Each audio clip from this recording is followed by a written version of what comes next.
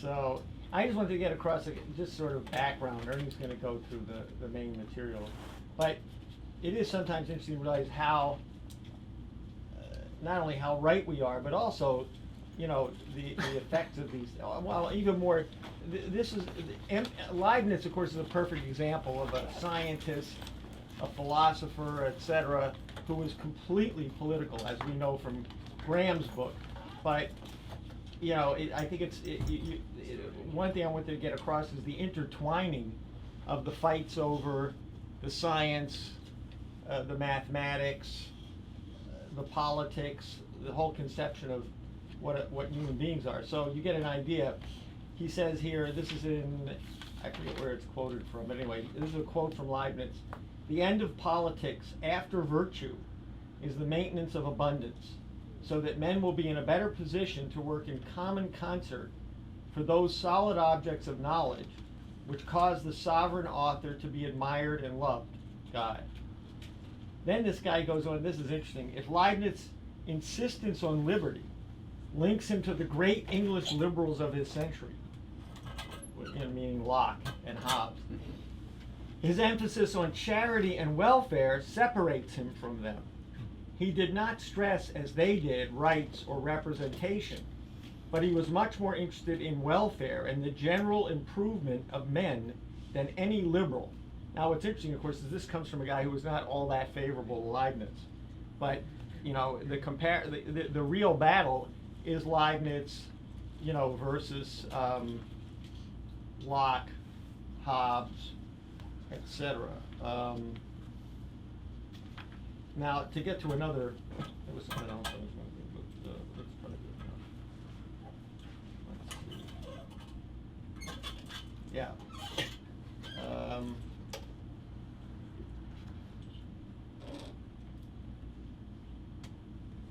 The difference between Hobbes and Leibniz is that Leibniz concentrated on something more than security, namely institutionalized charity, while Hobbes, who believed that all ends other than existence were relative, contented with himself with setting up a context. So you get this, and this is even before the famous conflict with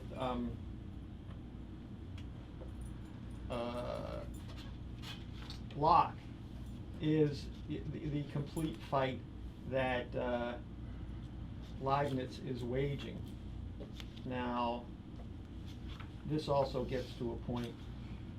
Ironically and sadly enough, Leibniz's efforts on behalf of the House of Hanover brought him, and this is of course the things that Graham refers to, but this guy has no idea of the U.S. side of it, brought him not a final blaze of glory as chief counselor to the new ruler of Britain, but neglect and ingratitude, partly because George I wanted something more tangible than Leibniz's mere fame to compensate him for the salary he and his predecessors had expended, partly because the controversy with Newton over priority in the discovery of the calculus had prejudiced British opinion against him. Leibniz was obliged to remain in Hanover to complete his history of that house. Now, actually, this guy underplays it, which is not underplayed. In the years immediately after his death, the reception of Leibniz's philosophy was far less rosy. It was dominated by the priority dispute with Newton over the invention of the calculus, which had turned ugly in the late last years of Leibniz's life. This squabble had a serious political backdrop, and the episode came to be colored by the jingoistic championing of Newton as a kind of English prophet, whom God had granted the discovery of the 3 laws of nature, much as Moses had been chosen to receive the 10 commandments. So this is a little bit of a better sense of it. He quotes Alexander Pope. Nature and nature's laws lay hid in night. God said, let Newton be, and all was light. So, Pope's couples have a bit of humor to them. So you get the basic idea.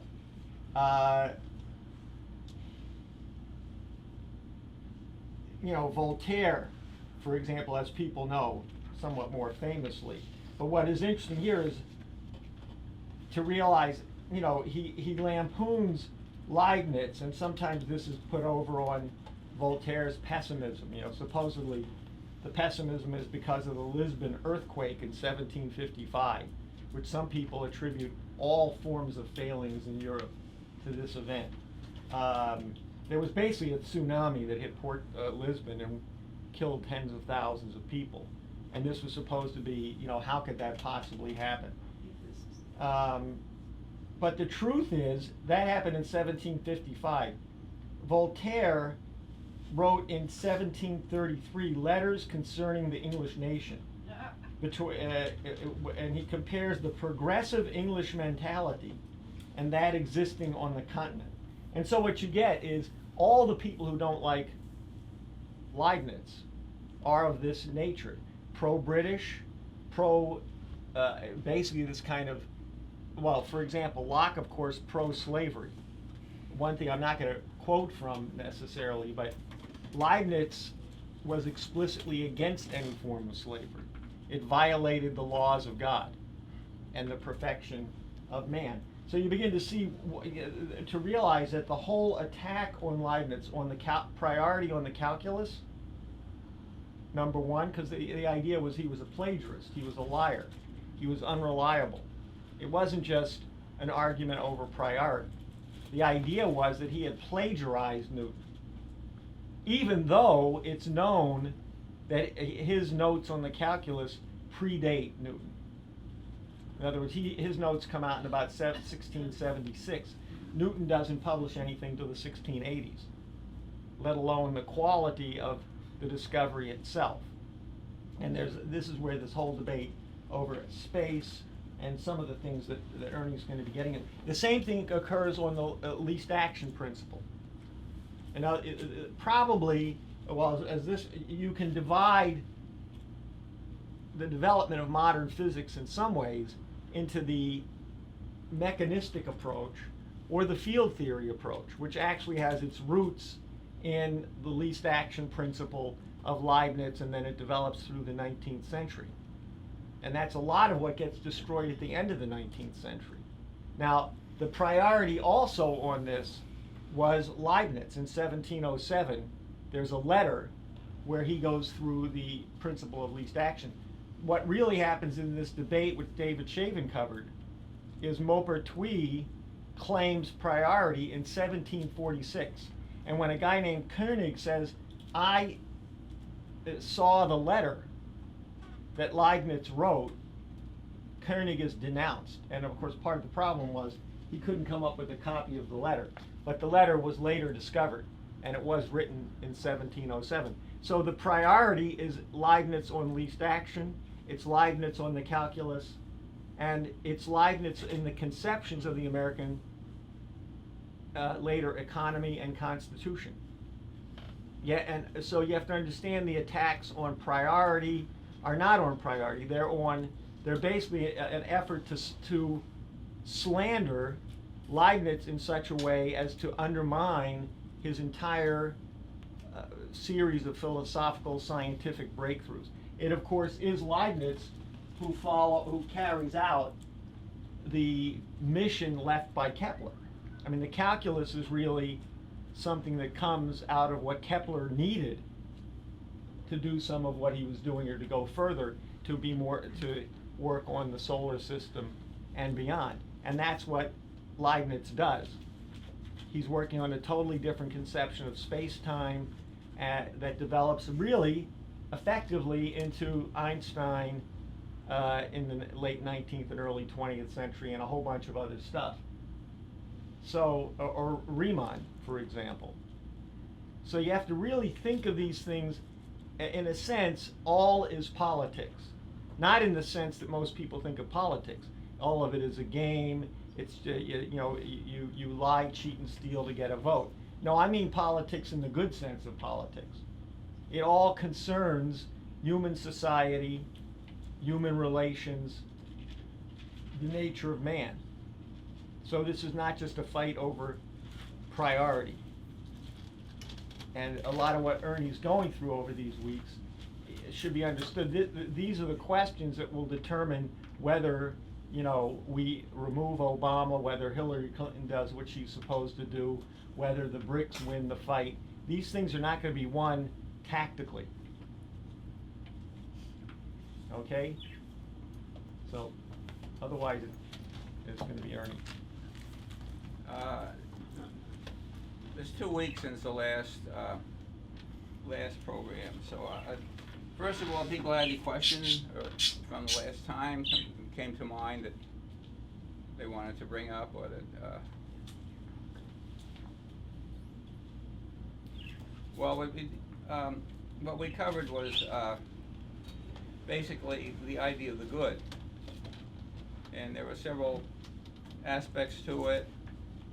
He develops the metaphor. This is from the Republic. It's mostly taken from the Republic. He develops this metaphor of the sun, and the light from the sun directs our attention, enables us towards what we should be most concerned about. And then he has this further metaphor. Remember, this will be important because of the idea of forms and the attack on forms that you'll hear in the Parmenides. So we had the line. He calls it, Lynn refers to Plato's line. Let's see, you have, okay, first you have the shadows of the objects.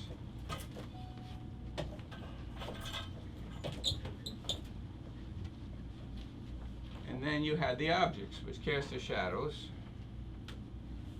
Okay, so there you're in below the line, you're in the domain of sense certainty. Then here you have the forms.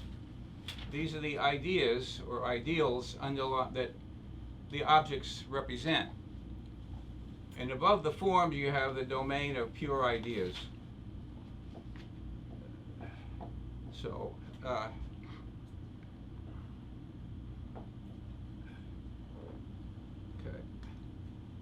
So that was a further elaboration that Plato makes about the good. And then he, after that, we went through how the guardians should be trained, what they should study, and he emphasized they should study that which is paradoxical. In certain areas of music, in other words, with music you want to get at behind what is the harmony beyond the sounds themselves. The idea of the principle underlying music. And then in mathematics, he said the same thing, and also astronomy. In other words, what you could say, what are you really seeing? What's behind the motions of the planets? He said that's what you see of the motion of the planets is not the true motion. And so basically that's what we went. That's basically what we went through. This time, I thought it'd be most interesting to actually concentrate on the Parmenides dialogue. And first of all, Lynn has some things to say about it, and then some sections of the dialogue we can go through. I had a nice discussion with Dave Shaven yesterday about it. He's done a lot of work on it. And he has some very interesting ideas, and then we'll see if we get to then read through sections of dialogue, and then some discussion of Zeno's paradoxes, and which I think is a lot of fun. Zeno's in the dialogue, you'll see, and then if we get to it, how Leibniz actually addressed one of these paradoxes in the course of elaborating his ideas. So let's start with the first couple of pages here. You put in there. Here. Okay, keep going down. That's it. Keep going. You gotta raise it.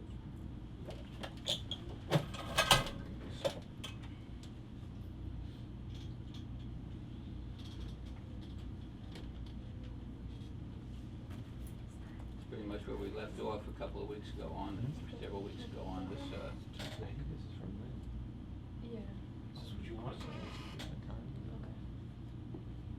You're going to start reading from a little lower on that column there. Okay. The founding work. he's gonna have some things to say about Parmenides, particularly in relation to Cusa and the analogy between them. So somebody can start reading. Volunteer.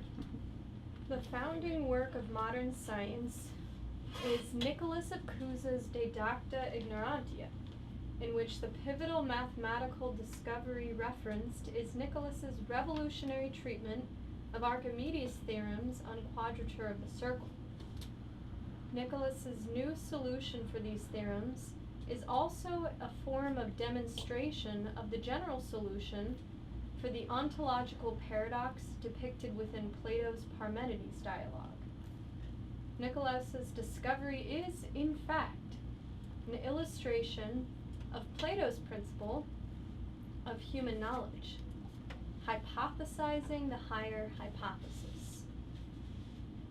To this, the anti-Renaissance associates of Gasparo Contarini counterposed violently the dogma of neo-Aristotelian empiricism, the deductive treatment of sense certainty, which is otherwise recognizable as the philosophical materialism of the Renaissance's 17th and 18th centuries' principal adversary, the Enlightenment.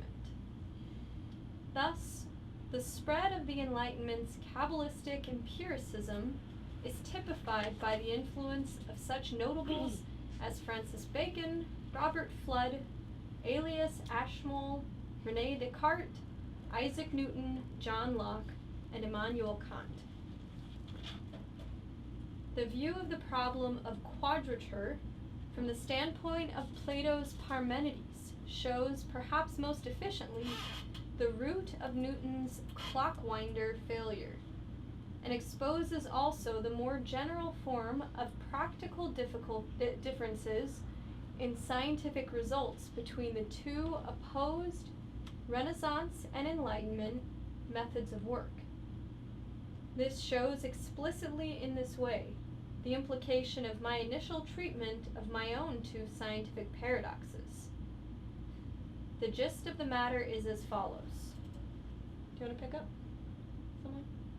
The Archimedean quadrature of the circle relies upon the so-called method of exhaustion, famously employed by Plato's collaborator Eudoxus. By simultaneously inscribing and circumscribing regular polygons of the same species, and by increasing the number of sides of those polygons equally and concurrently, we may estimate the value of pi accurately to any desired decimal place. Slovenly thinking would argue, mistakenly, from this, that the perimeters of the two polygons must ultimately coincide with a circular perimeter. And the same species of philosophical problem arises in deriving the uniqueness of the five Platonic solids. In the case of quadrature, what exhaustion proves is that never, even at conjectural infinity, could the number of sides be increased sufficiently to produce coincidence of the polygonal and circular perimeters. Thus is illustrated by the fact that a circle, as a species, is not constructible by a geometry premised hereditarily Just a second. upon the axiomatic assumption of self-evident point and straight line. Another axiomatically different geometry must be adopted, one in which circular action supplants axiomatic definition of point and straight line. Next. 2 points representing the case are relevant for understanding my solution to the negentropy paradoxes. First, very briefly, the fact that point and straight line are theorem existences in a geometry premised upon circular action, but not the reverse, shows that the non-circular forms externally epistemologically bounded by circular action, in this sense of external bounding, have only that inferior dependent existence, dependent upon the necessary existence of the higher. This notably is an Is that the same document? This notably is an argument congruent with the ontological proof of existence of God.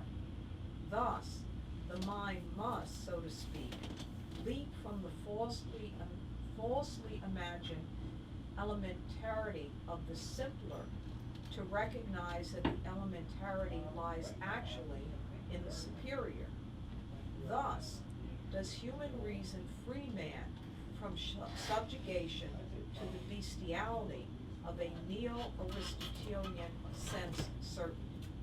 This appearance of an ontological leap typifies the phenomenal guise of creative thought.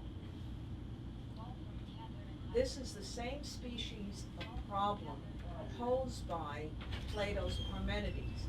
That problem which, as paradox, blocks the pathway to that true knowledge which is opposite to mere sense certainty, derived uniquely not from simple deductive sense certainty. This true knowledge is typified by the recognition of a necessary existent, which bounds externally a set of phenomena of mere sense certainty, is the relative ontological reality, the relative one, which undumbrates the mere shadow existence of sensory appearances. That's good. I think that's, this is this principal discussion in this part on Parmenides.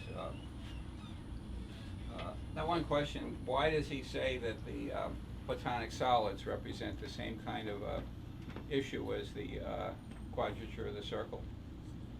Does anybody have some idea on that?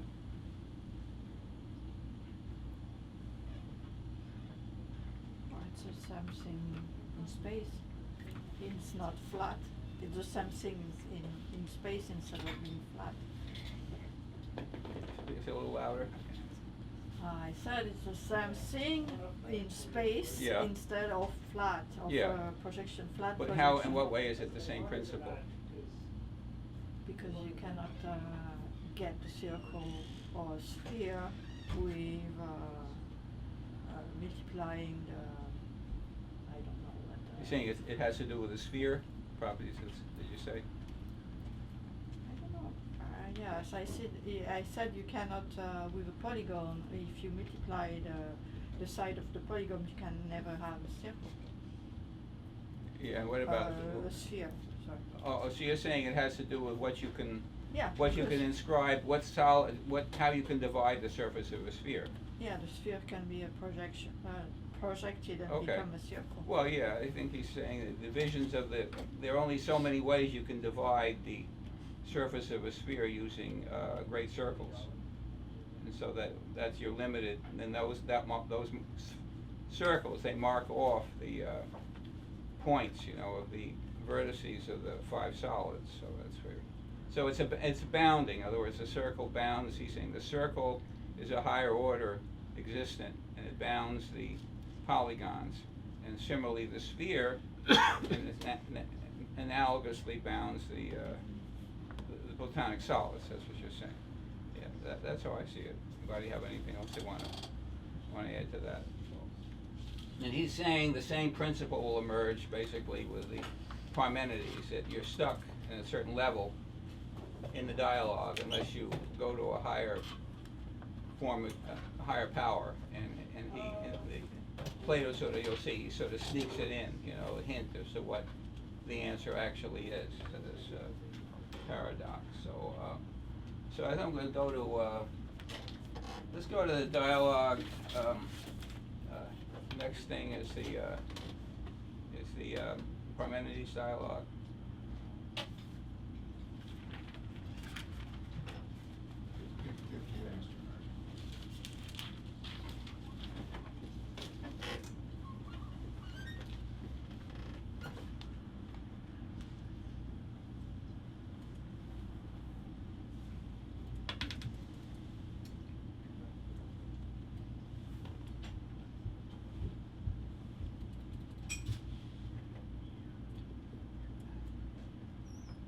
Okay, so partly through my discussion with Dave, he partly enlightened me on some things, but this is a very political dialogue, and first of all, he said that what goes right before that is he said there was a massacre of the Pythagoreans, and so then what happens is that Parmenides is an adversary of them, and Zeno is his protege, and they come forward, and this is an attack on the idea of the many, which they attribute to the Pythagoreans. I suspect it's a misrepresentation, but it's sort of the way, Leibniz was attacked after his death by Euler, which is a lot of fun to read.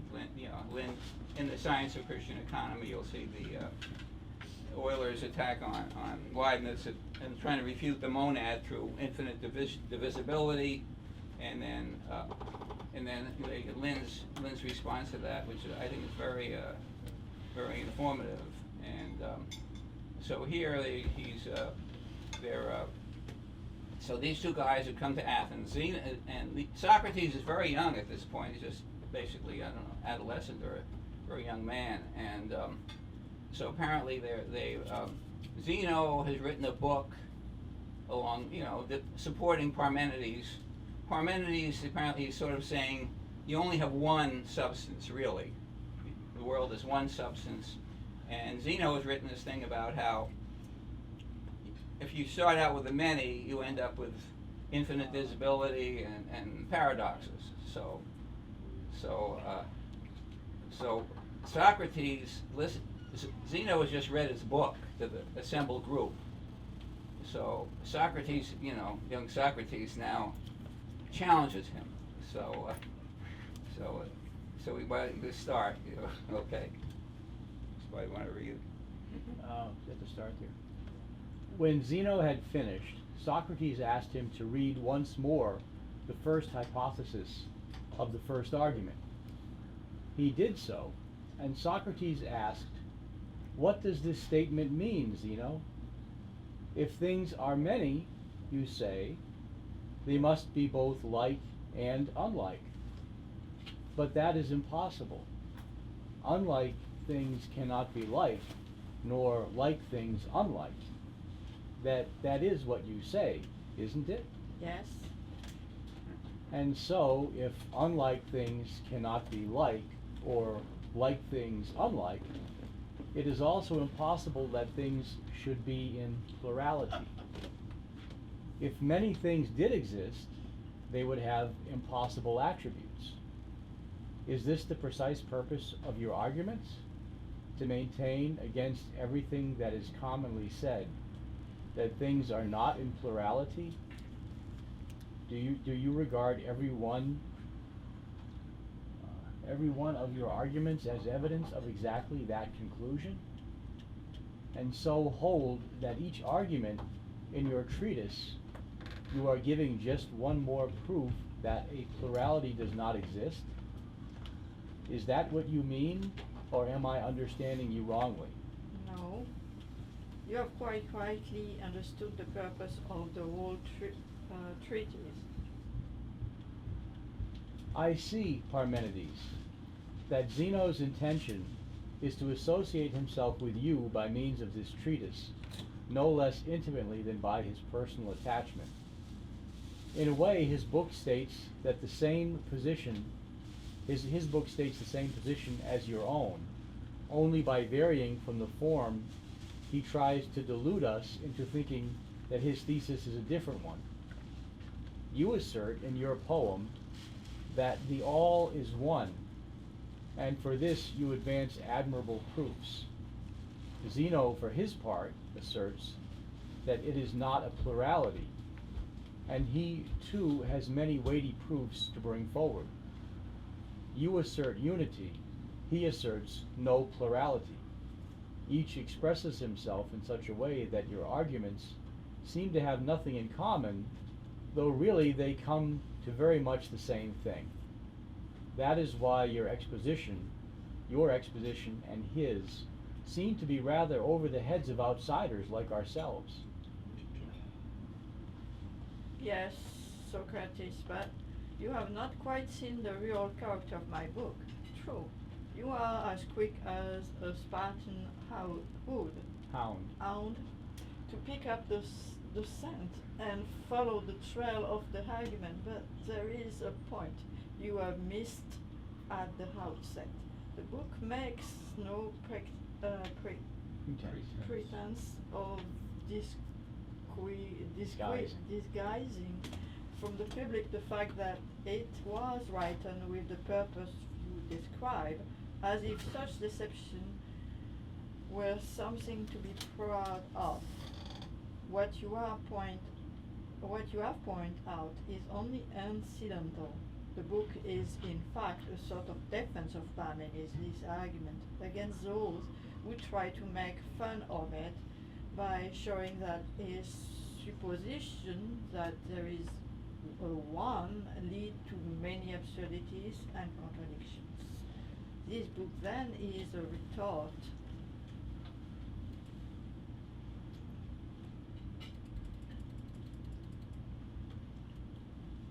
This book then is a retort against those who assert a plurality.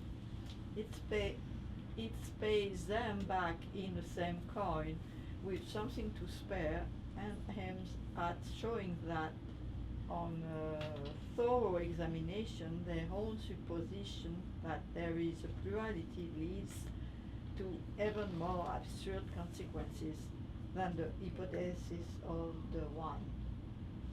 It was written in that controversial spirit in my young days, and someone copied it surreptitiously, so that I had no even the chance to consider whether I should see the light or not. That is where you are mistaken, Socrates. You imagine I was inspired not by a youthful eagerness of controversy, but by the more dispassionate aim of an older man, though, as I said, your description of it was not far wrong. I accept that. No, that's me. Oh, sorry. I accept that, and I have no doubt it is as you say. But tell me this, do you not recognize that there exists, just by itself, a form of likeness, and again another contrary form, unlikeness itself? And that of these two forms, you and I, and all the things we speak of as many, come to partake. Also, that things which come to partake of likeness come to be alike in that respect, and just insofar as they do come to partake of it. And those that come to partake of unlikeness come to be unlike, while those which come to partake of both come to be both. Even if all things come to partake of both, contrary as they are, and by having a share in both, are at once like and unlike one another, what is there surprising in that? If one could point to things which are simply alike or unlike, proving to be unlike or alike, that no doubt would be a portent. But when things which have a share in both are shown to have both characters, I see nothing strange in that, Zeno, nor yet in a proof that all things are one by having a share in unity, and at the same time many by sharing in plurality. But if anyone can prove that what is simply unity itself is many, or that plurality itself is one, then I shall begin to be surprised. And so in all other cases, if the kinds or forms themselves were shown to have these contrary characters among themselves, there would be good ground for astonishment. But what is there surprising if someone pointing out that I am one thing and also many? When he wants to show that I am many things, he can say that my right side is a different thing from my left side, my front from my back, my upper parts from my lower parts, since no doubt I do partake of plurality. When he wants to prove that I am one thing, he will say that I am one person among the 7 of us, since I partake also of unity. So both statements are true. Accordingly, if someone sets out to show about things of this kind, sticks and stones and so on, that the same thing is many and one, we shall say that what he is proving is that something is many and one, not that unity is many or that plurality is one. He is not telling us anything wonderful, but only what we should all admit. But as I just said now, if he begins by distinguishing the forms apart just by themselves, likeness, for instance, and unlikeness, plurality and unity, rest and motion, and all the rest, and then shows that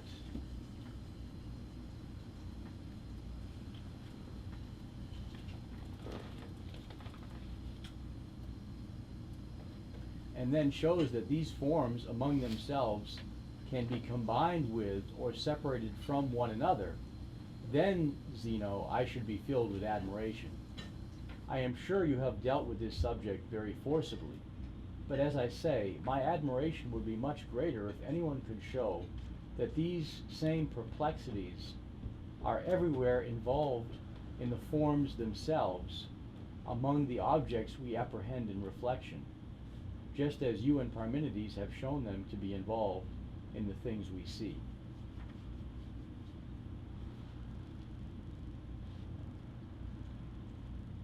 This is like a narrative part here. Yeah, while Socrates was speaking, Pythagoras said he was expecting every moment that Parmenides and Zeno would be annoyed, but they listened very attentively and kept on exchanging glances and smiles in admiration of Socrates when he handed. Parmenides expressed his feeling. Somebody else. Parmenides? Socrates, your eagerness for discussion. Socrates, your eagerness. Huh? There you go. Mike check. I think you adjust it. Socrates, your eagerness for discussion is admirable. And now tell me, have you yourself drawn this distinction you speak of and separated it apart?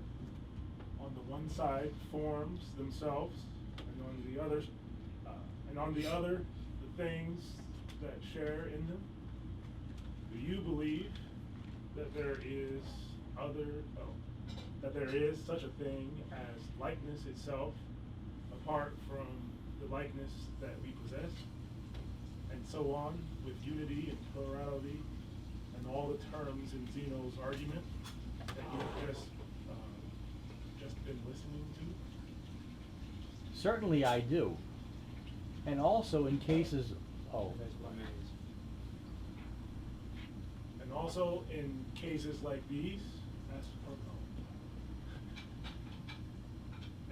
cases like these, is there, for example, a form of rightness, or of beauty, or of goodness, and all of such things? yes. And again, a form of men, apart from ourselves and all other men like us, a form of man as something by itself, or a form of fire or water? I have often puzzled about these things, Parmenides, whether one should say that the same thing is true in their case or not. Are you also puzzled, Socrates, about cases that might be thought absurd, such as hair or mud or dirt, or any other trivial and undignified objects? Are you doubtful whether or not to assert that each of these has a separate form, distinct from things like those we handle? Not at all. In these cases, the things are just the things we see. It would be surely too absurd to suppose that they have a form. All the same, I have sometimes been troubled by a doubt whether it is true in one case may not be true in all. Then, when I have reached that point, I am driven to retreat, for fear of tumbling into a bottomless pit of nonsense. Anyway, I get back to the things which we were just now speaking of as having forms, and occupy my time with thinking about them. That is because you are still young, Socrates, and philosophy has not yet taken hold of you so firmly as I believe it will someday. You will not despise any of these objects then, but at present your youth makes you still pay attention to what the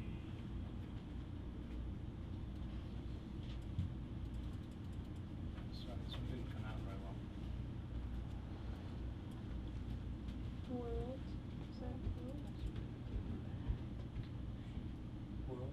what the world will think. However, that may be. Tell me this. You say you hold That there exist. that there exist certain forms of which these other things come to partake, and so to be called after their names. By coming to partake of Smallness It's or probably smallness or largeness or beauty or justice, they become like or large or beautiful or just. Beautiful. Must have been like. certainly. Then each thing that partakes receives as its share either the Ernie, the Ernie, term. screen's not very clear. You know, Ernie, I look, I'll did just it read it. up I'm sorry. I'll just read the words. Oh, yes, wonderful. Why don't you like Courtney?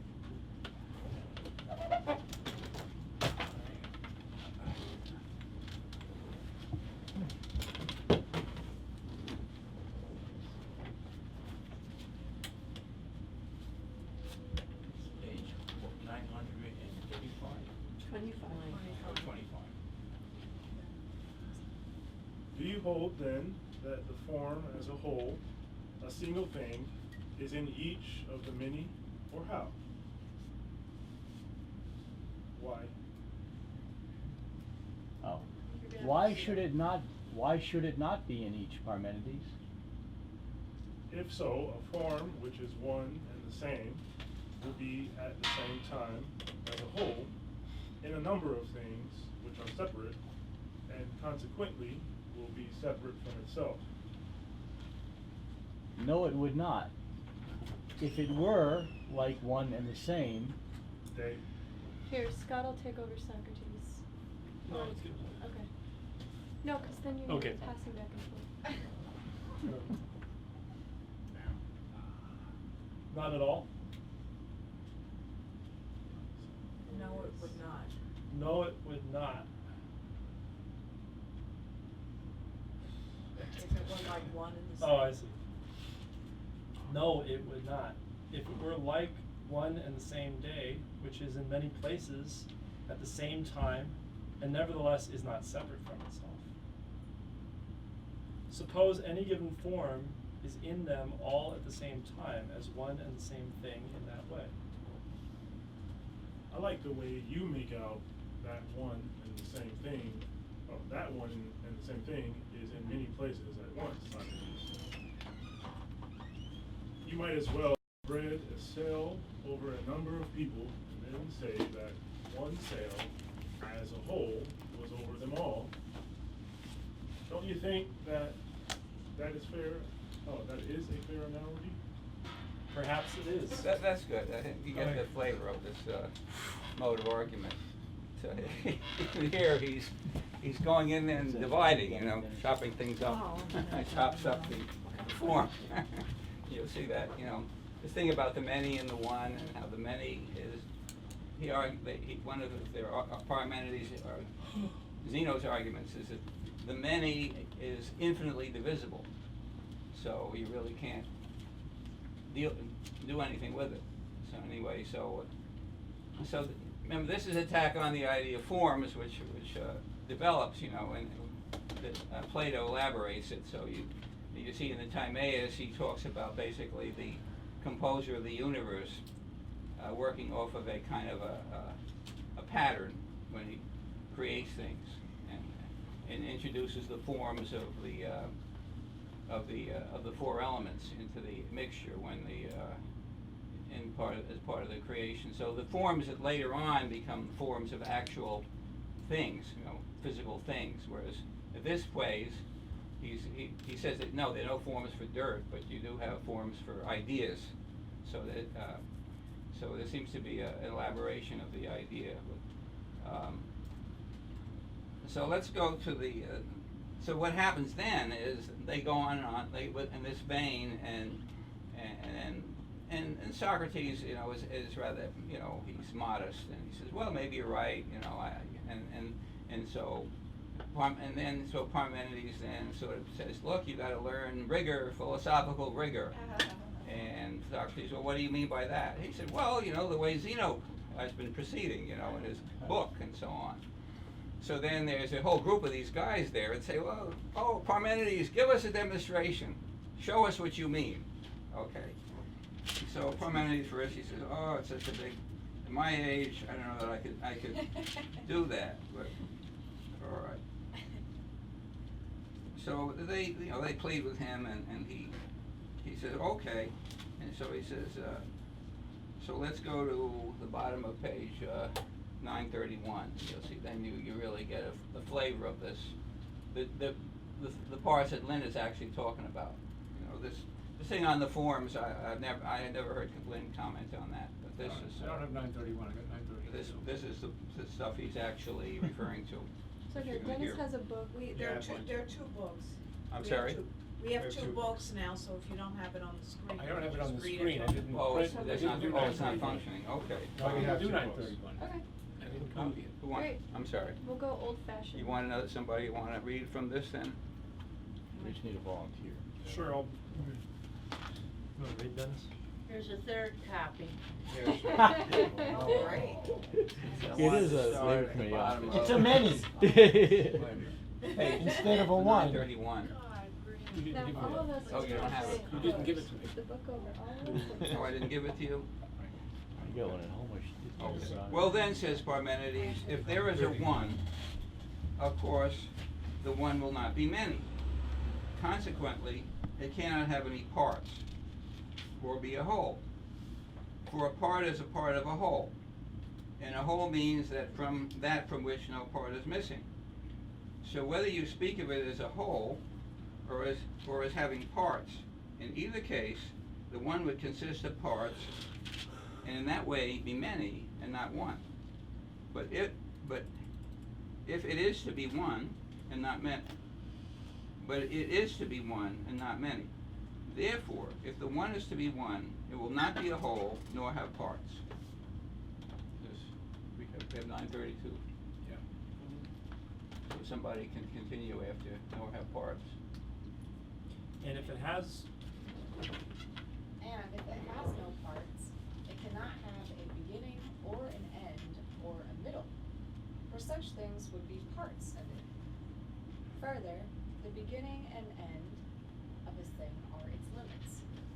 Therefore, if the one has neither beginning nor end, it is without limits. Consequently, the one has no shape. It is not either round or straight. Round is that whose extremity is everywhere equidistant from its center, and straight is that of which the middle is in front of both extremities. So, if the one had either straight or round shape, it would have parts, and so be many. Therefore, since it has no parts, it is neither straight nor round. Further, beginning such as we have described, it cannot be anywhere, for it cannot be either A in another, or B in itself.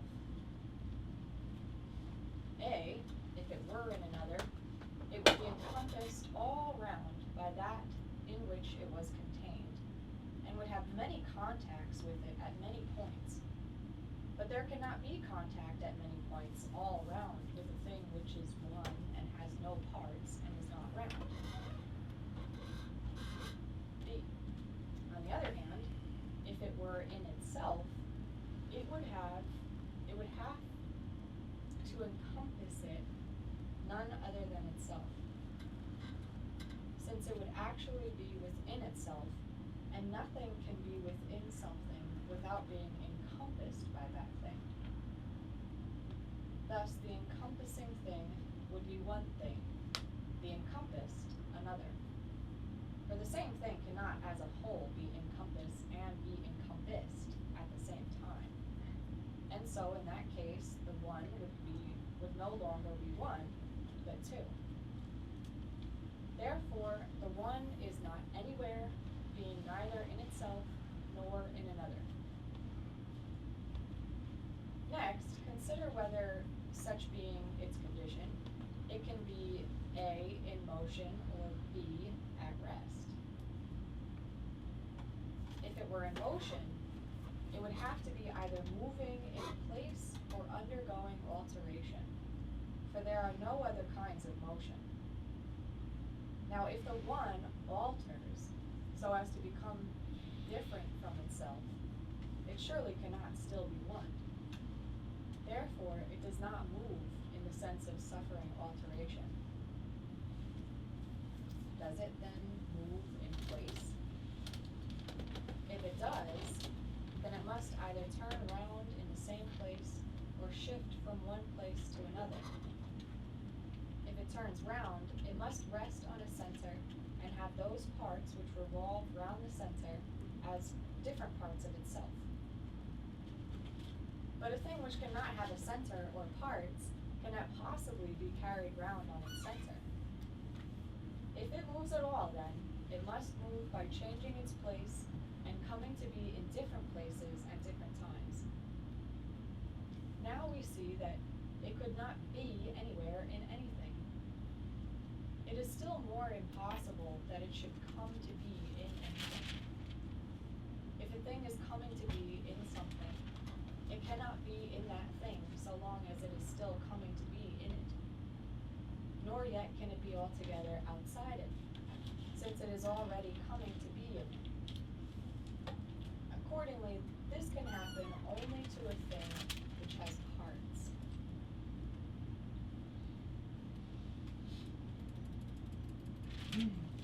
Hand the lady a book. For part of it will be already in the other thing, and part of it outside of the same thing at the same time. And a thing which has no parts surely cannot possibly be at the same time neither wholly inside nor wholly outside something. It is still more impossible that a thing which has no parts and is not a whole should come to be in anything, since it cannot do so either part by part or as a whole.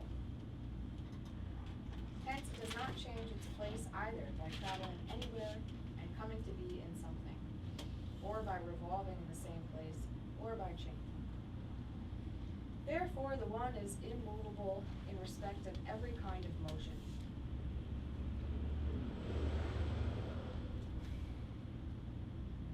B.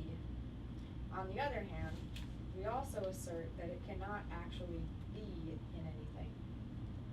Consequently, it can never be in the same place or condition, because then it would be in that self-same place or condition, and we saw that it could not be either in itself or in anything else.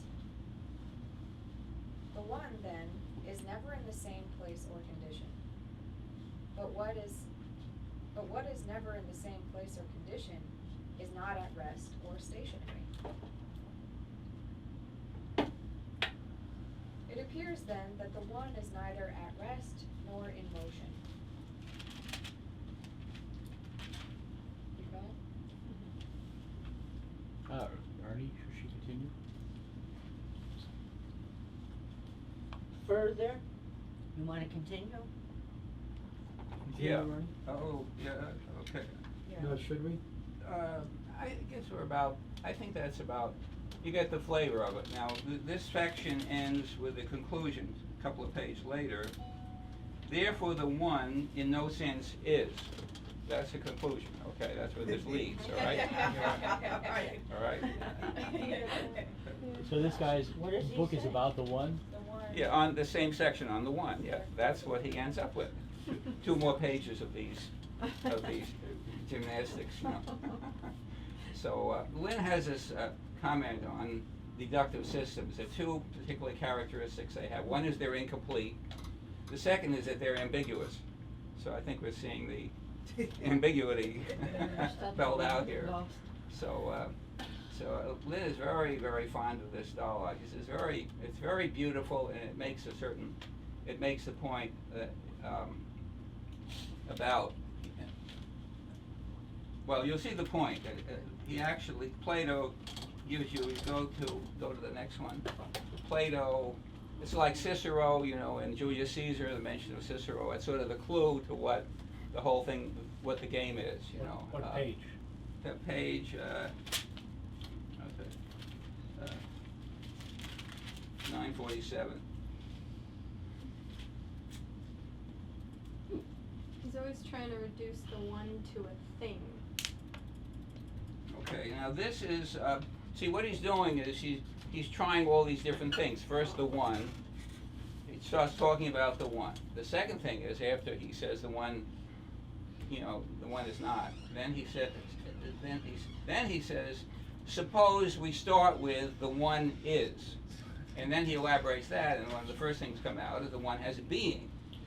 And it also exists, and eventually gets to the point that the one exists in time. So that, at that point, and then he goes on for a couple pages with that, and it gets interesting. It's getting older and also younger than itself at the same time. And but then here's I think is the core of the thing. The next page. So I would say somebody can start reading to take up the argument. Where? Where it's on the board now. I hit, where, one That's fifty-six? the second paragraph. Second paragraph? Yeah. To take up the argument yet a third time, if there is a one such as we have described, a one which is both one and many, and neither one nor many, and is in time, it follows that since it is one, it has existence at some time, and again, since it is not one at some time, it has not existence. And since it cannot both have and not have existence at the same time, it can only have existence at one time and non-existence at another. And there must be also be a time when it comes to possess existence and a time when it ceases to possess it. It can possess a thing at one time and not at another, only if there are times when it acquires that thing and loses it. Now, acquiring existence is called coming into existence, and losing existence is called ceasing to exist. It appears then that the one, when it acquires or loses existence, comes into existence and ceases to exist. And since it is one and many, and a thing that comes to be and ceases to be, when it comes to be one, its being many ceases to be, and when it comes to many, its being one ceases to be. And as coming to be one, it must be combined, as coming to be many, separated. Further, when it becomes like or unlike, it is subject to assimilation or dissimilation. Also, when it becomes greater or less than equal, it must be increased or diminished or equalized. But when, being in motion, it comes to a stand, or being at rest, it changes to being in motion. It cannot occupy any time at all for this reason. Suppose it is first at rest, and later in motion, or first in motion and later at rest. That cannot happen to it without its changing. But there is no time during which a thing can be at once neither in motion nor at rest. On the other hand, it does not change without making a transition. What does it make the... When? Excuse me? When? Oh, when does it make the transition then? Not while it is at rest, or while it is in motion, or while it is occupying time. Consequently, the time at which it will be when it makes the transition must be that queer thing, the instant. The word instant,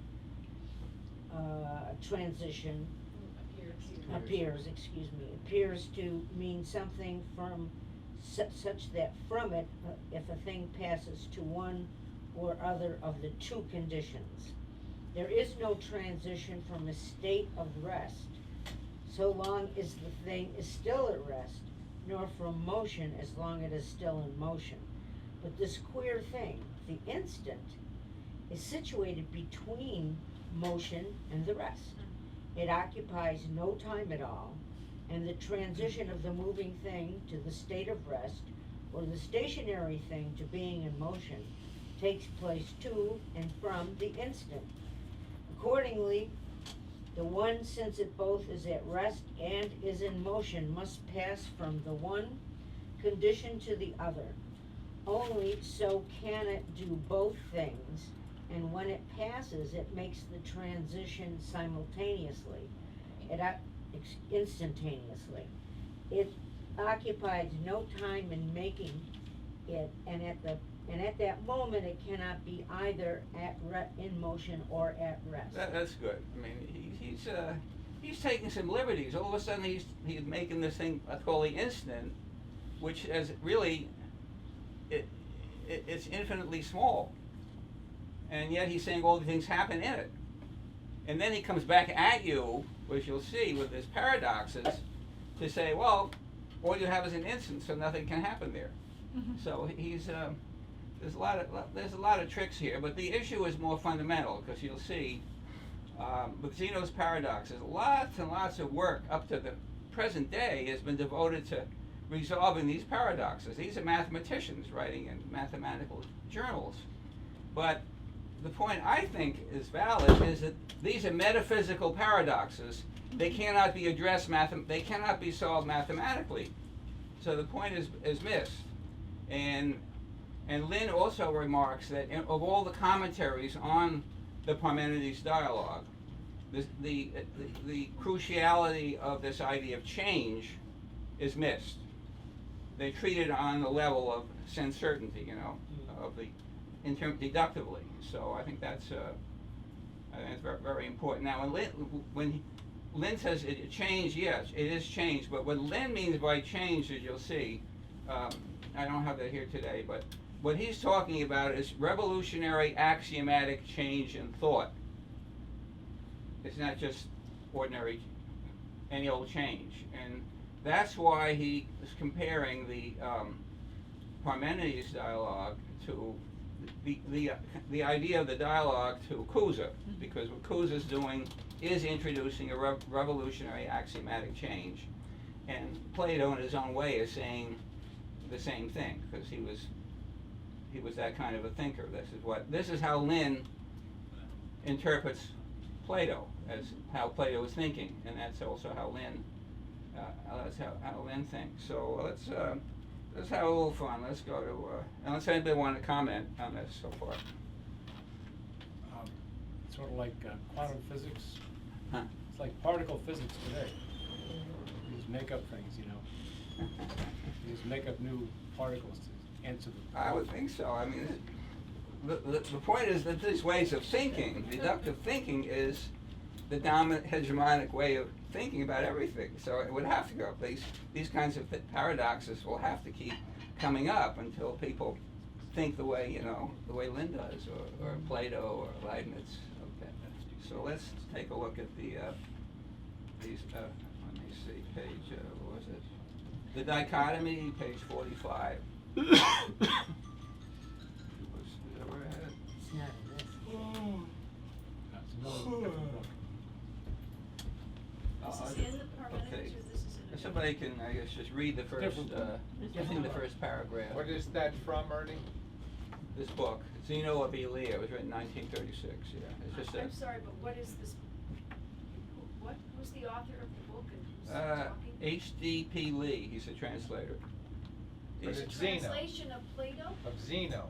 Is that? Okay. Zeno of Elea, yeah. I'm sorry, I didn't hear, I couldn't help what you Zeno. were saying. The first argument is the following. If there is motion, then a moving object must, in a finite time, complete an infinite number of positions. But since this is impossible, there is no motion. He proves his hypothesis thus. An object in motion must move through a certain distance. But since every distance is infinitely divisible, the moving object must first traverse half the distance through which it is moving, and then the whole distance. But before it traverses the whole of the half distance, it must traverse half of the half, and again half of this half. If then these halves are infinite in number, because it is always possible to have any given length, and if it is impossible to traverse an infinite number of positions in a finite time, this Zeno assumed as self-evident. And Aristotle has previously referred to his argument when he speaks of it being impossible to traverse an infinite number of positions or to make an infinite number of contacts in a finite time. Anyhow, to resume, every magnitude has an infinite number of subdivisions, and therefore it is impossible to traverse any magnitude in a finite time. That's it. Now, some people will tell you triumphantly, oh, you can take the series 1 plus a half plus a quarter plus an eighth, and it converges. It'll add up to 2. Okay. So they say that proves that it's a finite distance and it can be completed. So there are people, use these mathematical approaches to try to address the question, but I don't think that's I don't think it answers the paradox. Let's see. The next one is the what page was that? The arrow. What did I say that was? The arrow. Oh, page 53. Okay. Read number 31. I think you have to lift it a little bit. The one at the bottom.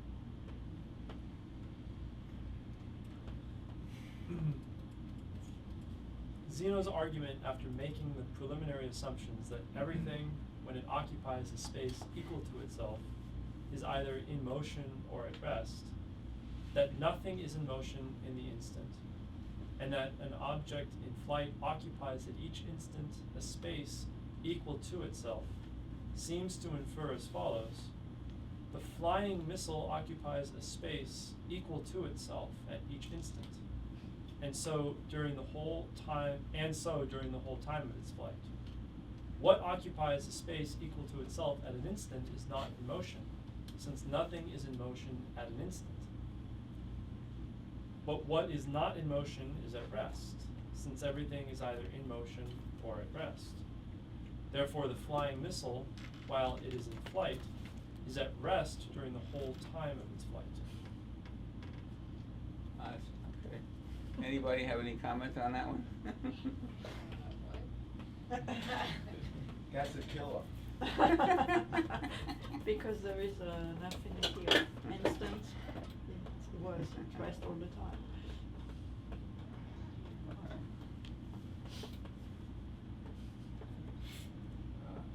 Well, Leibniz took these things on, and the way he did it, I think, was he introduced metaphysics, particularly the nature of motion and of force, of substance. So he introduced the real physical world into dealing with the problem.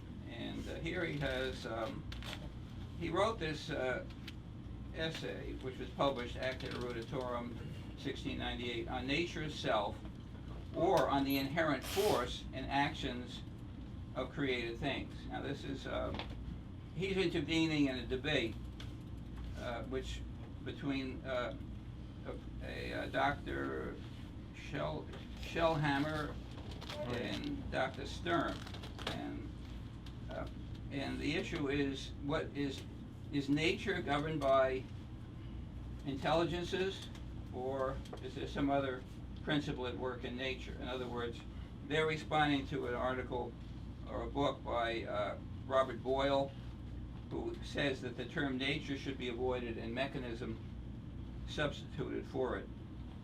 And this occasioned this controversy between Sturm and Shellhammer in the period 1692 to 1698. And so Leibniz then, this is an opportunity for Leibniz, who's already been in touch with Sturm a number of times to respond to it. So we can, it'll take a few pages. I hope we'll get to it. May not get to the, sort of that where he resolves the paradox, but we'll continue next time we have to. Just so somebody can start. I have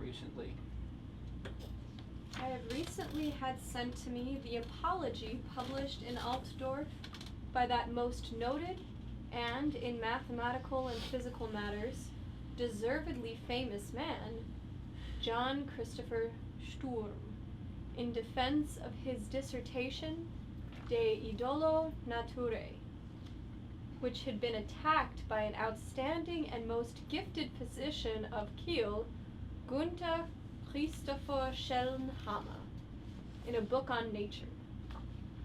I too had long ago pondered the same problem, and I had also carried on a kind of disputation by letter with the famous author of the dissertation, which he himself has recently mentioned in a way that honors me, since he makes public mention of certain papers which passed between us in the first volume of his Elective Physics.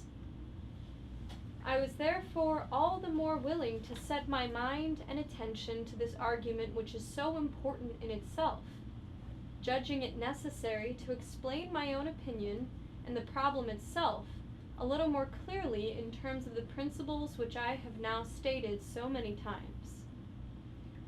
His apologetic dissertation seems to offer a convenient occasion for beginning this, for we may judge that the author has here set forth in few words and from a single perspective the most important issues involved in the matter. I am not making the quarrel between these famous men my own, however. Two questions are, I believe, of most importance.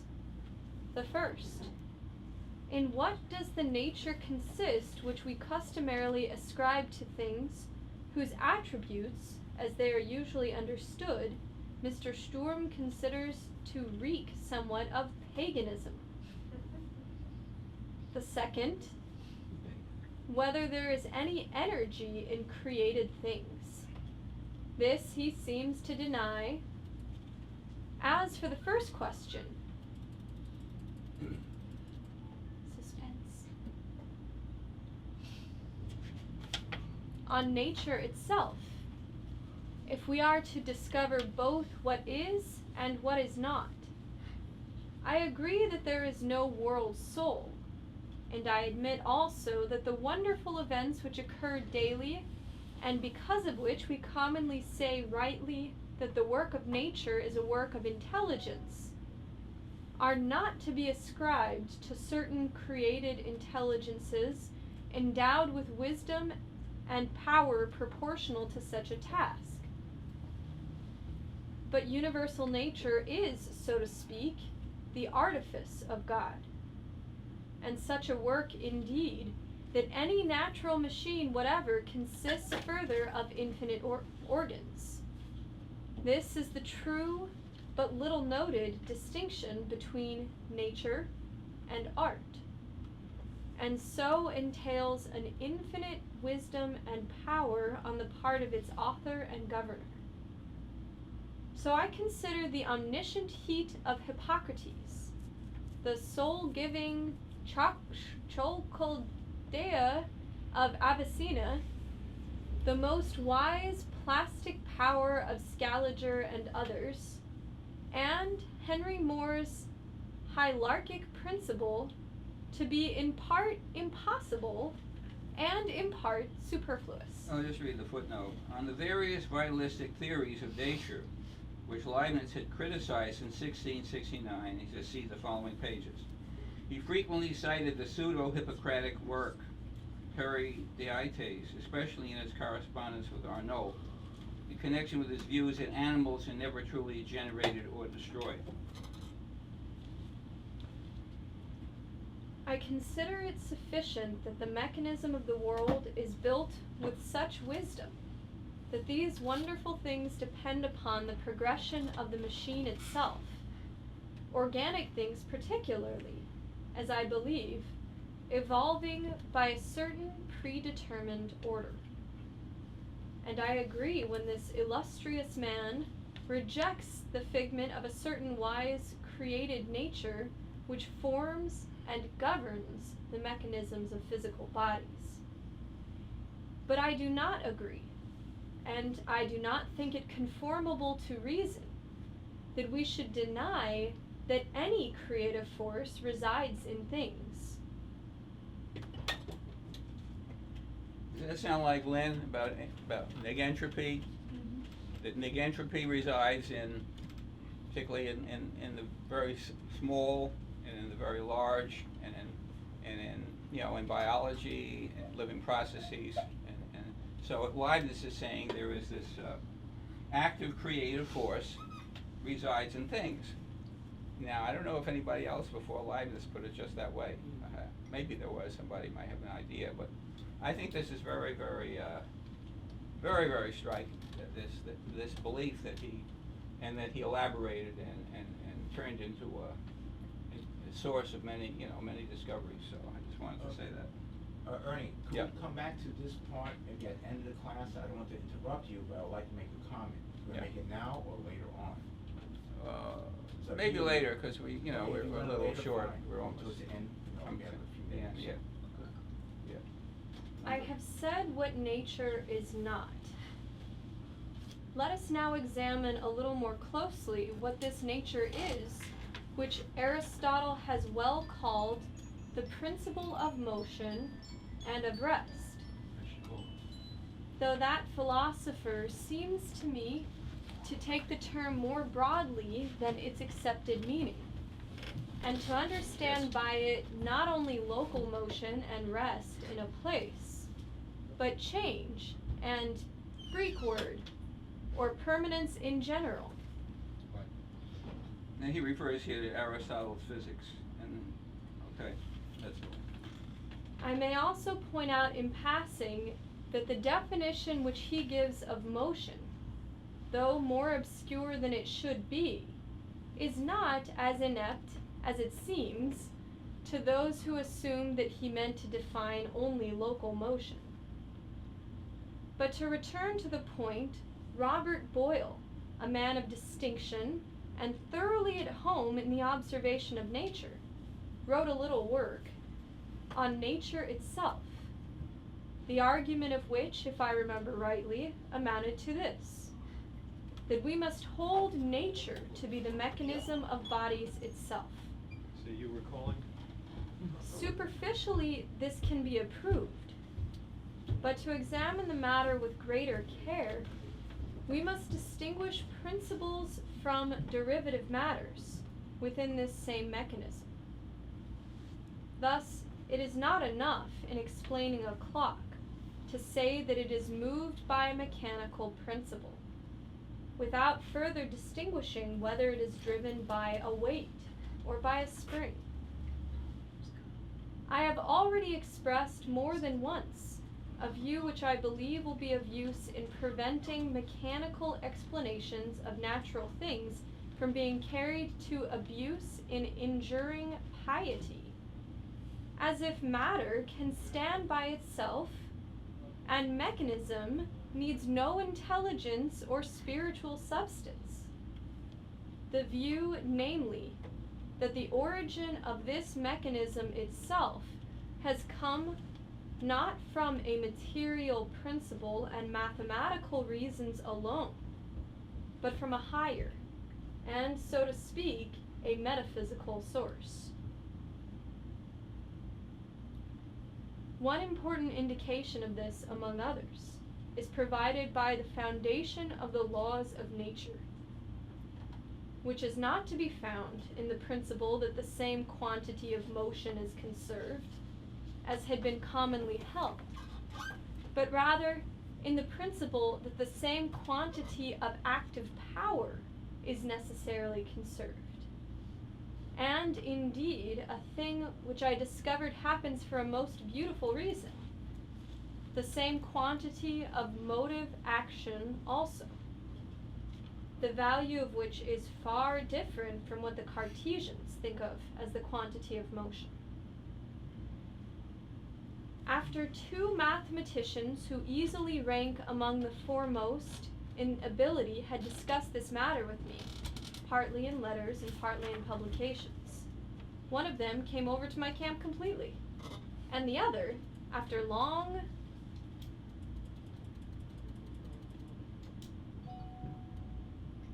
and accurate thought, came to the point of abandoning all his objections and frankly confessed that he had not yet thought of any answer to my demonstration. I have therefore been all the more astonished that in explaining the laws of motion in the published part of his elective physics, this famous man has accepted the popular opinion about these matters as if no doubt of it were possible, though he himself acknowledges that it rests upon no demonstration, but only upon a kind of probability. This he has repeated in his latest discussion, chapter 3, section 2.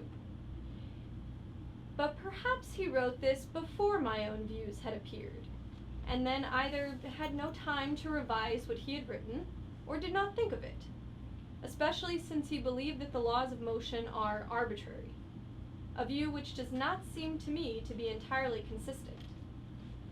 For I think that God has been led to set in motion the laws which are observed in nature through determined principles of wisdom and by reasons of order. And that this makes clear what I once pointed out in discussing the laws of optics, a view to which the famous Molyneux gave his approval in his Dioptrics, that final causes are useful not only for virtue and piety, in ethics and natural theology, but also for discovering and detecting hidden truths in physics itself. So I could have wished that when the famous Sturm, in dealing with final causes in his elective physics, referred to my opinion among the hypotheses, he might also have appraised it fully in his criticism, for he would then undoubtedly have taken occasion to say many excellent things in behalf of the excellence and fruitfulness of the argument, things which would be useful for piety as well. Someone want to take up? You'll always find that in Leibniz. Everything he writes about, it has a theological implication. Physics, biology, it's always that way. It's for the greater glory of God, really. So it's just you see that all the time. I like it. It's actually 7:30. I do want. Probably need to cut, huh? Okay.